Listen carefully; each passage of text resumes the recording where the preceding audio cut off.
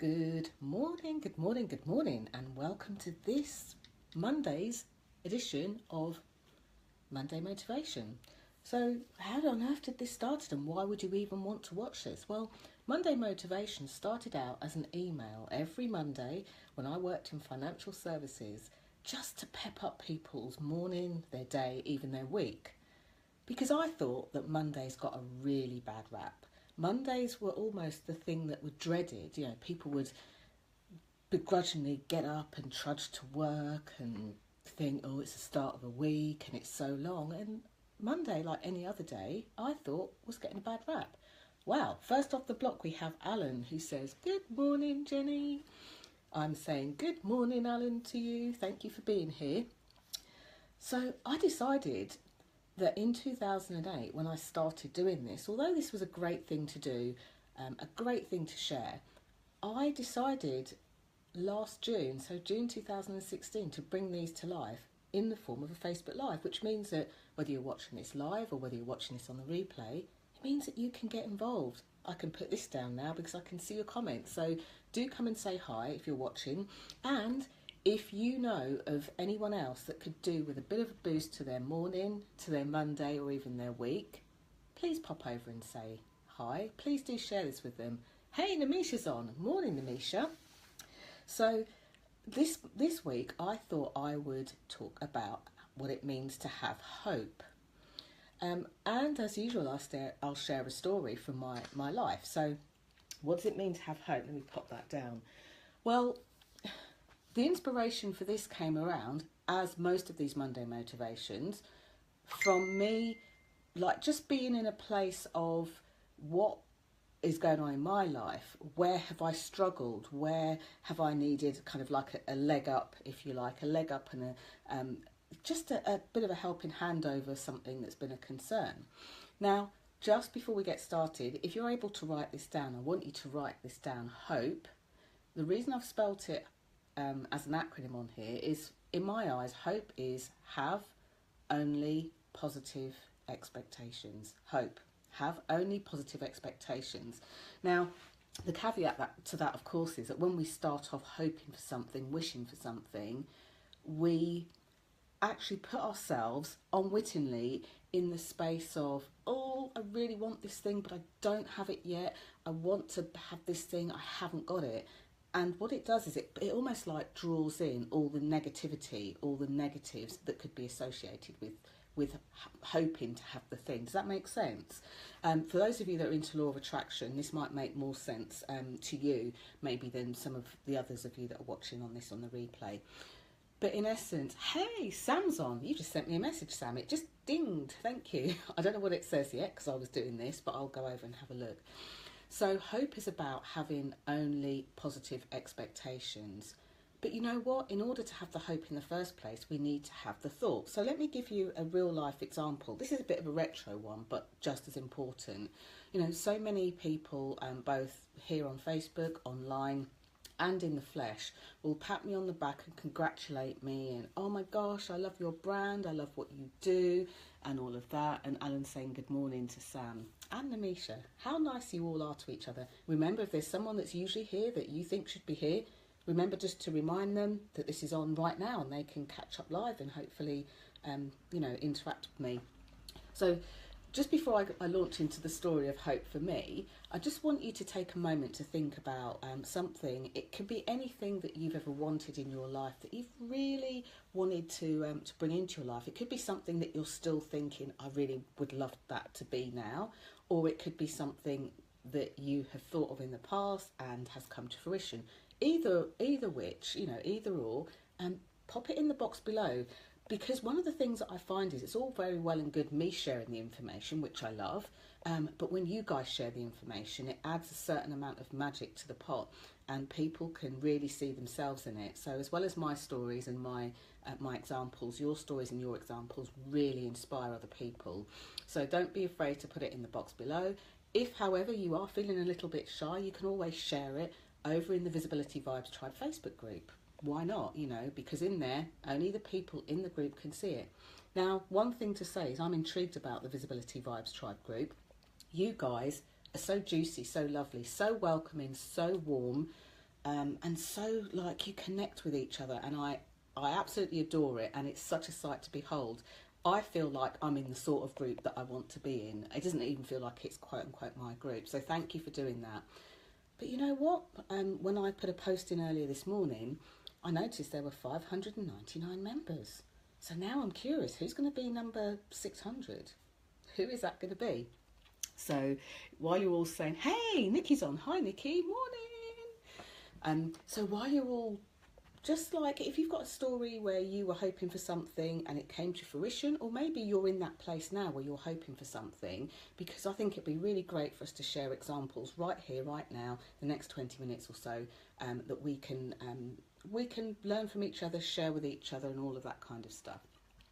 So many, many years ago, when I still worked at Thomas Cook's, yes, the travel company, I worked in their lovely open plan office, and one of the things that I had done, I worked for them for a number of years. So I worked in their open plan office, I worked in their customer service department, I also worked abroad as a holiday rep. I don't know if I've shared that with you on a Monday Motivation. I worked in Turkey, I worked in Morocco, and in the winter I worked as a chalet host. I worked in France, I worked in Austria, I worked in Italy. Fun times. I was young, and apparently I could drink a lot of alcohol back in the day then. That I think if I tried now would probably kill me.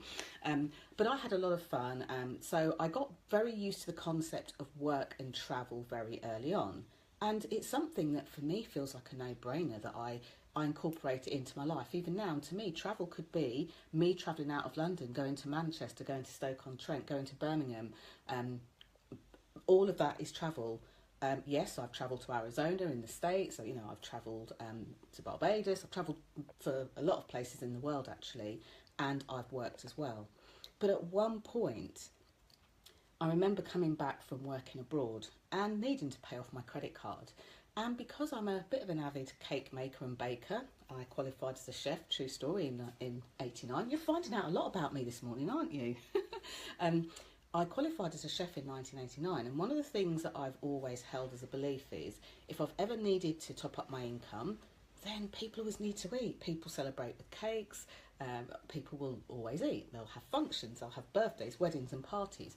So with that in mind, when I came back from travelling and needed to pay back my credit card, I didn't even think about it. I didn't think, I hope that I can pay my credit card off.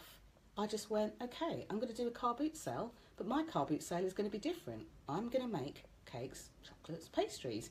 So I think I made things like trifles. I made apple and cinnamon scones.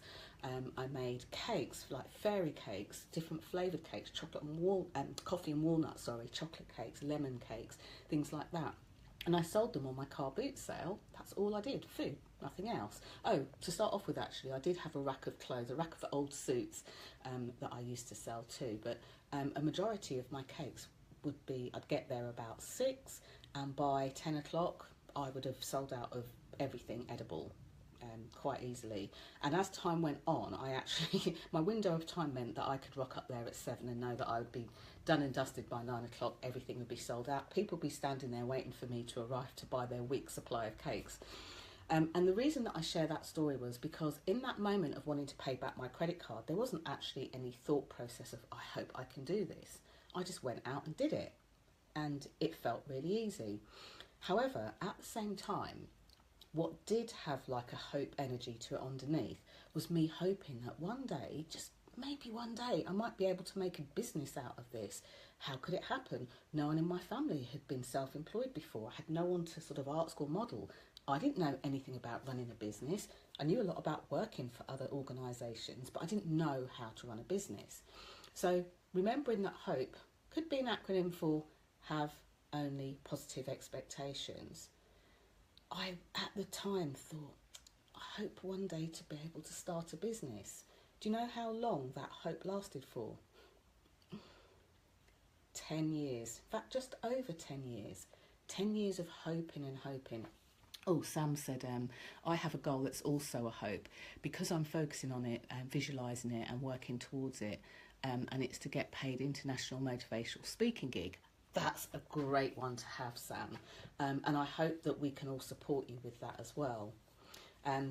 So I'm gonna speak to that because I've been down that route. So I went down that I hope to be a speaker one day.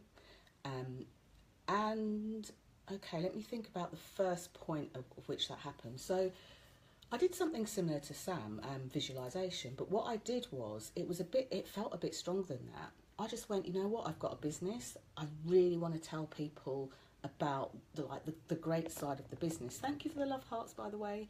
I really want to tell people about the great side of the business.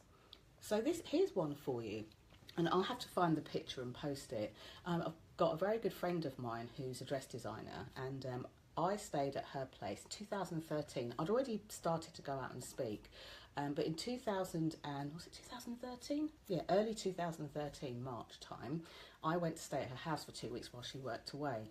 And she said to me, I'll just, empty the wardrobe in the spare room, chuck the stuff out on the bed and put your stuff in.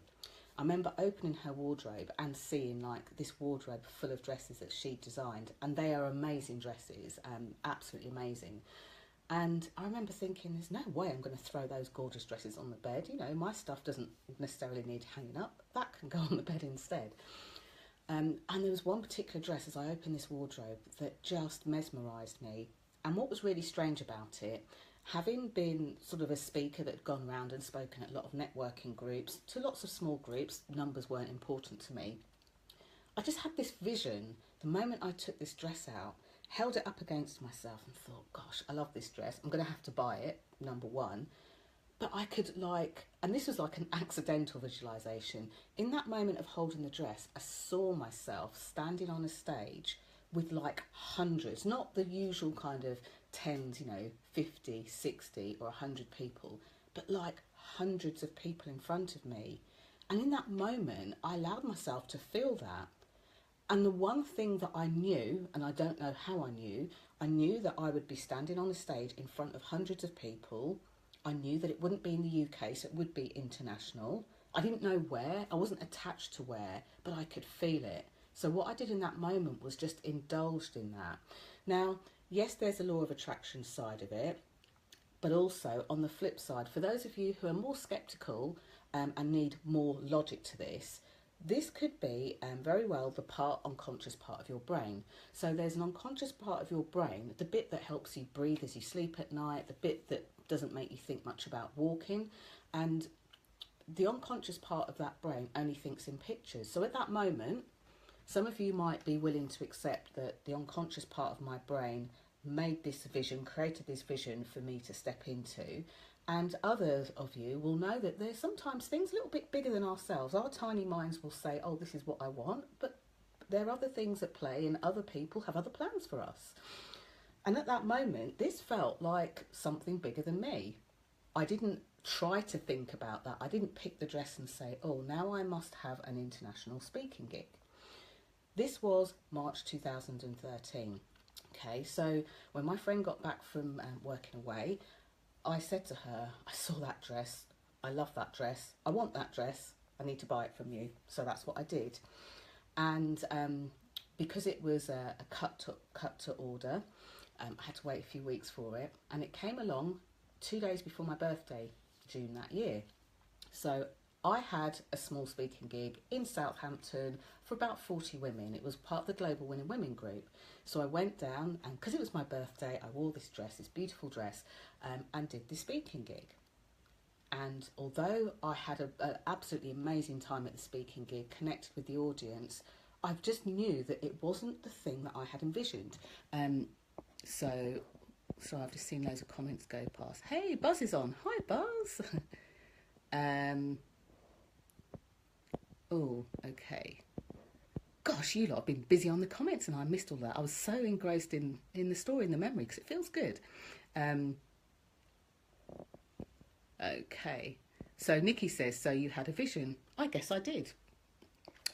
Nikki. I did have a vision. And it was more than a vision. It was a feeling too. So I could see it. I could really feel it. And it wasn't a feeling of having only positive expectation or hope. It was this is done. And this is what I'm doing. So Buzz says, hey Buzz. Sam says she visualises every night, but not had a vision as such. It's coming. No, I knew what you meant, Sam. But here's the distinction that I want to make, Sam, because I know you'll get this. I have found that if I purposely try to create the vision, it's very different than allowing the vision just to come through. Nikki will get this. Sam, you'll probably get this too. Not sure that makes sense. But it, rather than, because sometimes that hoping, that wanting, there's an energy to it. When you want something, somewhere in your psyche, especially the subconscious brain or somewhere in your psyche, knows that you haven't got it. And that's actually the stronger focus that goes out. So it's like we accidentally visualise the thing that we want, but we visualise ourselves without it first. That's often the strongest place.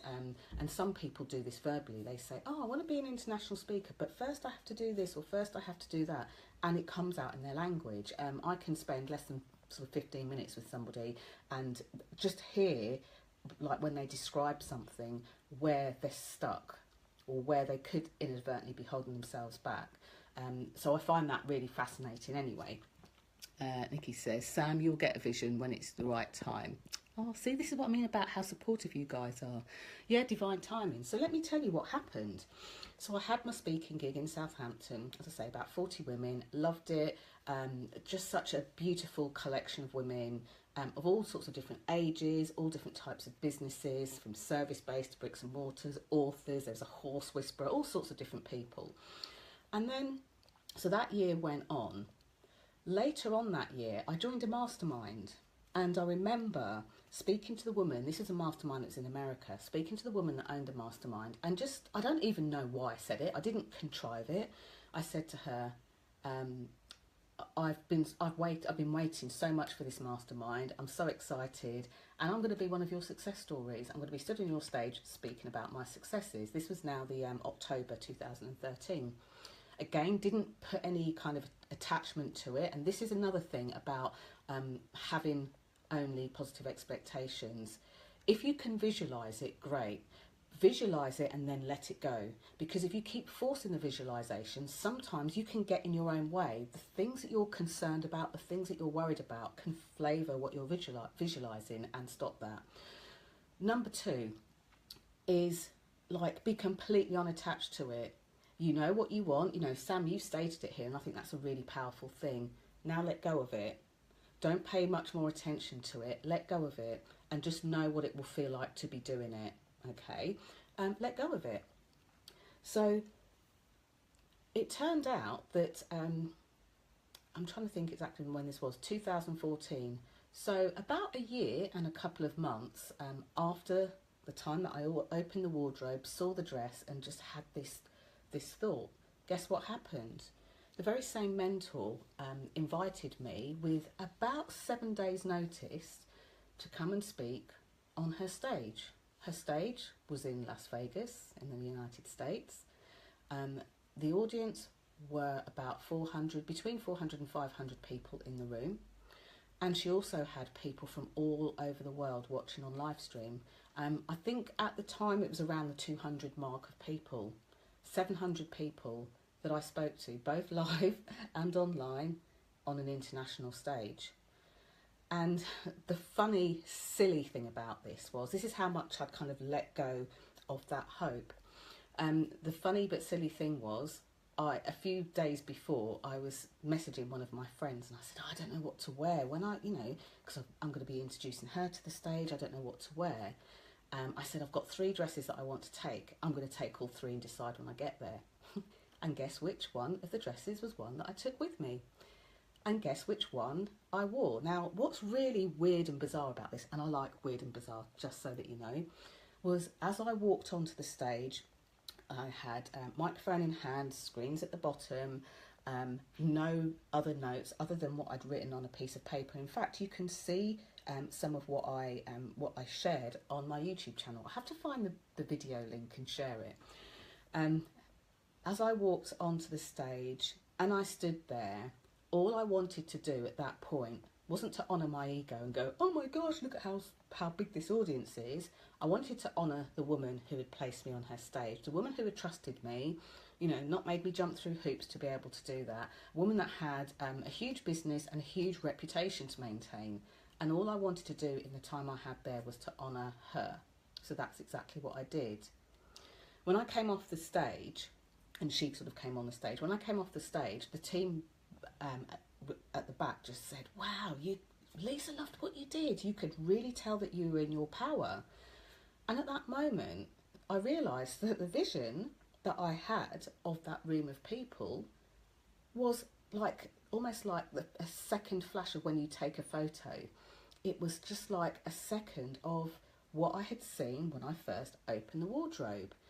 And it was only after the event that I thought, my gosh, this dress, this moment, it was made for this time. So all I can say is, like, have only positive expectations. It's so easy when we hope for something, as well as hoping for the things we want, as well as visualising the things we want. It's sometimes the human nature will get us to visualise the things that, oh, but what if I don't have the right outfit, or what kind of shoes would I need, or what if. So for those of you that, if you can't see it, you can't make it happen, says Nikki on that. So here's something that I would say for you, Sam. Go past the wanting the international speaking gig and go to the how will you be serving, how will you be showing up for those people on an international speaking gig. Go to, hey Lisa, hi, good morning. And Lisa says good morning to everyone else. Sam, go behind and over and above the international speaking bit. How do you want to be serving the audience? What do you want to be speaking about? And this is something else that only, like, as I think about this now, I realised happened in the moment. Like, how do you want the audience to feel to receive your message as it comes back to you? Like, and I remember thinking, I just want to honour these people that I'm speaking to, because this lady's put me on the stage. But when I first opened that wardrobe, I just saw an audience of people just looking back at me, and it was almost like they were hanging on to what I was saying, not attached to what I was saying, but they were really like intently listening to what I was saying, and I felt like they were able to relate to what I was saying. So there was no like me wanting to do anything to them, change their mind, a bit like how I show up for my Facebook Lives. The intention of these aren't to change your mind. The intentions of these are to give you an insight into like what it's really like to be the queen of being seen, because many people see my Facebook Lives, they see my products, they see my services. What they don't see is the woman behind this, the good, the bad and the ugly. And I feel like there's a lot of illusion that can happen when you decide to get yourself visible and put yourself out there. I could have come to you and said, have only positive expectation. I wanted to speak on on bigger stages to bigger audiences, and wanted to make a whole huge difference to people in the world that might not have had access to making a difference. I could have said that, and then in 2014 I stood on a stage of, I could have said all of that, but what's the point in me sharing the story if I'm not sharing the before? There was a part of me that was desiring to do something like that. There was unwittingly probably a process that I didn't think about until I recount this story now. There were strong visuals involved, there were strong feelings involved, there was a sense of knowing. So, what are you visualising? Go for what you're visualising by all means. Don't be attached to it. Hey Marcia, long time no see, hello. Don't be attached to it. Once you visualise the thing that you want, it's almost like wrap it up, hold it, feel it, taste it, smell it, touch it, and then just pop it to the side. You don't need to focus on it anymore, because what can sometimes happen is that energy of focus, I need to focus, can actually dredge up. It's almost like a shadow side of the very thing that you want to bring into fruition. The other thing I would say is, just like be open and look out for the opportunities to do that. But the most important thing, I think, out of all of that, in having hope, having only positive expectations, is to think beyond and past the thing that you want.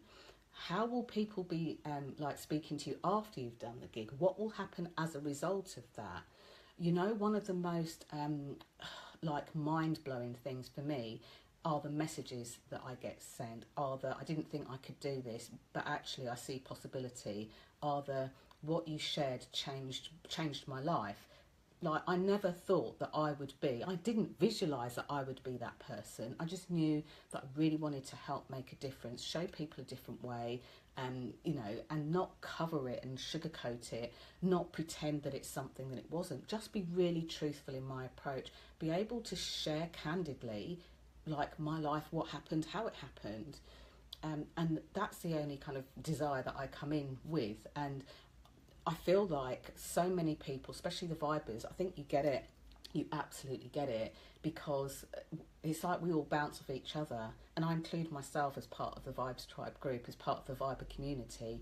I don't feel like this is me and this is my community. I feel like we're all in it together. We're all at different places, we're all at different stages, and we're all in it together.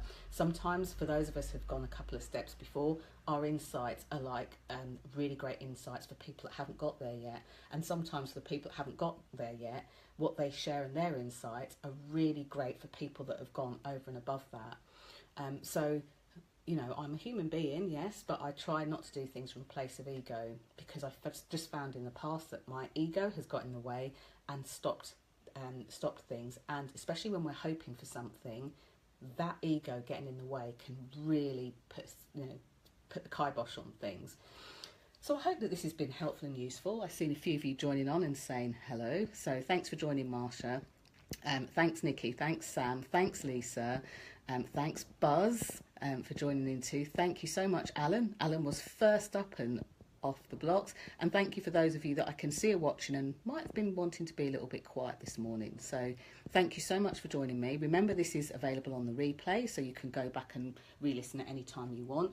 And if you've got friends, colleagues, peers, groups where you're allowed to share this, hey up, says Ian, morning. If you've got friends, colleagues, groups, maybe you've got a page yourself and you think people might use a little Monday motivation, please do share this with them. Please don't keep me a secret. Lisa says, this is exactly what came up in my oracle cards this morning. Oh, about ego. Interesting. So thank you so much for joining me. Looking forward to seeing some of you over in the Visibility Vibes Tribe this week to see what exciting things you're up to in the world. Thank you so much for joining me, and thank you for your thank yous. Lots of love. Bye for now.